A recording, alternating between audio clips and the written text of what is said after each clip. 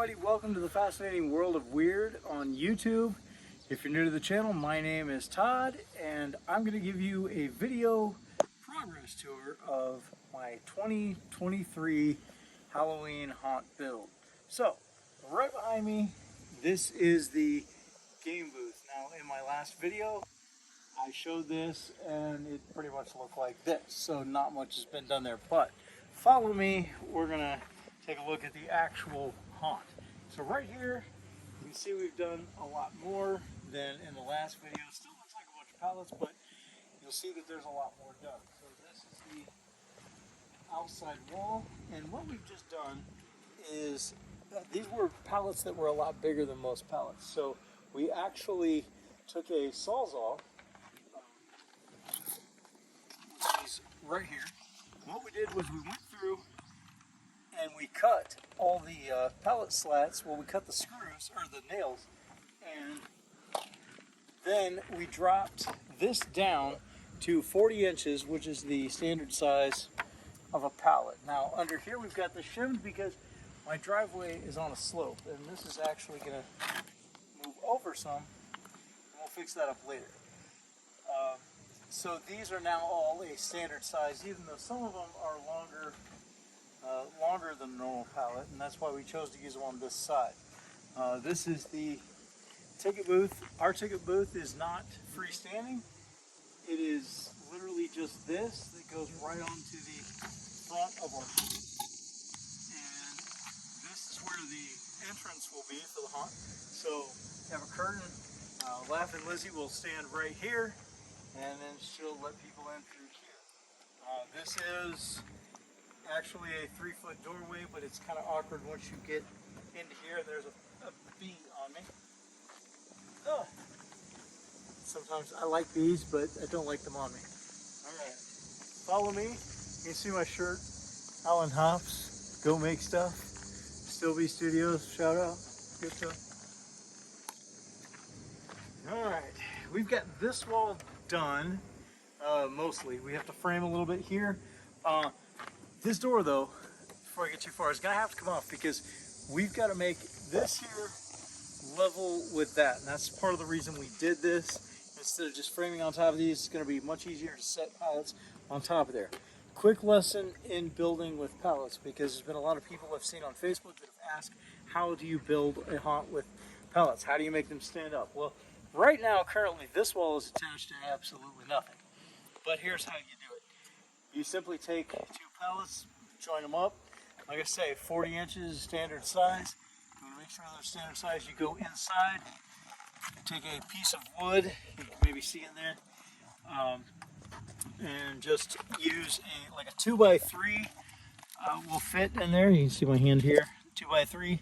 2x4 will be too thick, it won't work. 2x3, put a screw on each side. You probably should put 2 on each side if you don't want it to wiggle or spin. And then do that same thing at the bottom. And then when you put your top row on, you offset it. So the end of the pallet will go in the middle of this one, and the other end will go in the middle of that one. And then it also acts as a support for this. So you shoot them in. I usually do 2 screws onto each pallet. And there you've locked them in place. From there, you will brace it across the top, one wall to the other, and that's how you build a haunt with pallets. It's as simple as that. Now, if you're doing the corner, quick lesson in the corner, we'll peek over here, and you can see that we've got that one partially bracketed. But you just take a piece of 2x3 and just run them across there, bracket the corners together, and that's pretty much how you do it. Alright, we'll keep going here. Now, something I've done this year that is different. This is usually a hallway, but like I said in my last video, we've made this haunt bigger this year. So here is going to be the first room. The first room used to be way up that way. It used to be a hallway down this way, and it would turn and go straight down the second hallway. We've decided to make this the first room. And there will be a curtain here and an actor here that stops people from going into here and directs them that way. So this is room number 1. Then you'll come through here. And this is hallway number 2. And now, what used to be room number 1 is now hallway dos. That's 2 for those of you that speak German. Because if you speak German, you wouldn't know Spanish. Come on. All right, here we go. Whoop, I about stepped on a nail. And this is our room number 2, formerly room number 1. Last year we had like a cage here. We haven't exactly figured out what we're doing. We use these to brace. These are 1x4s, I believe. Something 1x4, 1x6. I don't know. And I just kind of laid them here so that they're halfway through the pallets. So they're supporting the pallets from the top too. This will be what we lay plywood sheets on before we tarp it, so that the so the tarp has support and doesn't leak. Because in years past, we tried to pull a tarp tight enough that it just wouldn't leak with no support under it. That's a fail. Don't even bother. Alright, so we come into the next room. All of these doorways will be curtained, or something, however you say it, with a curtain, because that's what you curtain with. And then this is a small room here. This will be room number 3. Small room. And then we come into this room. Now this is our freak room right here, where we put sideshow oddity type stuff. And last year we had my daughter, who's 13 now, and she did the human blockhead, which is where you drive a nail into your nose for everybody coming through. That caused a problem with some of the older, like teenage kids, who just kind of tried to crowd around her. So I'm thinking of building her a small stage right here, so that she's up a little bit from everybody. Now our whole haunt only has a clearance of about 7 foot. It's almost 7 foot exactly. So if you're too tall, you can't go into our haunt. Sorry. Unless you duck down. But that's what's going to happen there. And then, now let me show you something here. This wall was kind of a bear to connect. So again, if you're building a haunt with pallets, these are the corners, but this one was, it just wasn't very stable. And I ended up having to put a support, like a pallet slat underneath of here to give that some support. But I put these blocks in here. These are from another pallet, and those kind of pallets are useless. If you get the pallets with these, you need the pallets with boards like this, not the blocks. But I did take the block and I screwed it into here from the underside, and then screwed it into the slats on there, and then screwed it in from the back of this one, just to give it a little bit more support. And that's how I held that together. So that's pretty good and strong wall now. So we'll come into the next room. This is going to be our maze, where me and my son-in-law, who's filming this right now, we are talking about building a drop window here. We'll see if that happens. We'll figure that out. And then this is going to be our maze. So we have a maze that was in the back last year. This one we want to put here. So it'll be mostly all curtains, and they'll be running different directions. When we did this last year, it was pretty disorienting to most people. So hopefully this wall, which will be rounded out, we're going to cover this. We're going to cover this in blankets before we black plastic it, just because there are some kind of sharp parts to it, because we kind of rounded it. And hopefully that will keep everybody safe. Kind of pad that up a little bit. Hopefully everybody will not find the exit too quickly, and they'll wander back here. And we're planning to put some sort of scare in this corner, animatronic, something, maybe something with a pneumatic prop or something. Okay, let's go around this way. Happy Halloween! Let's go. And then this is the way out of the maze. Now, I want to show you something cool. This is a pretty cool feature. Once they come through here, I did this intentionally. I had this thought. When I worked at a haunted house the very first time, it was called the House of Endless Terror. And that was because the last room had a doorway that also went into the first room. And if the actor felt like sending you back through, they could do it. And this one doesn't go quite all the way to the end, but it does get to here. And this is room number 1 right here. So if they want to pull the curtain and send them to their right, the actor's left, they will end up right back here in room number 1. And then they'll go through the whole thing again, or at least that part. If we're busy, there's no time for that. UPS goes up, and they'll send them this way. And they will make it 2D. Back of the haunt, this will be divided into 2 rooms. And so this is a mess back here. We haven't quite got that wall up. But anyway, this will be 1 room. The door will be on this side. They'll come around, and the exit door will be here. I will make this a little bit smaller, maybe. We want to try to keep doorways about 3 feet wide if possible. Now, if you decide to build a haunt in your driveway, this is what I did because we have to have access to the garage. I got to get the lawnmower out.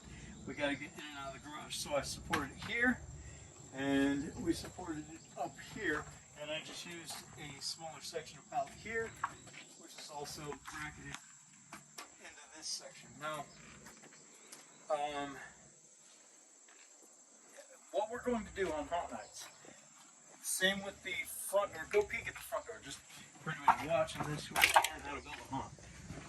Okay, what we decided to do last year, we just put black plastic here. Now, like I say, we're going to build a whole line of wall here, and we have to connect that. But this is the doorway to the actual house. So we're going to close off that section so people can't just run into there anytime they want during the week. We're open on Saturdays, every Saturday through the middle of September through the end of October. But people got to deliver stuff or come to our front door. They come down this way and they can go to the house. Well, what we're going to do is not just try to drape a piece of plastic across here, because that is kind of a fail. Get a piece of 8x4 plywood and just paint something decorative that fits the room and just screw it in. I've set these up so that the plywood will overlap a little bit, and we can just shoot it in with a couple of screws, take it back out when we're after we close, and then if people got to get in and out of the house, they can just walk behind the game. That's that. And then, so we'll take you out here,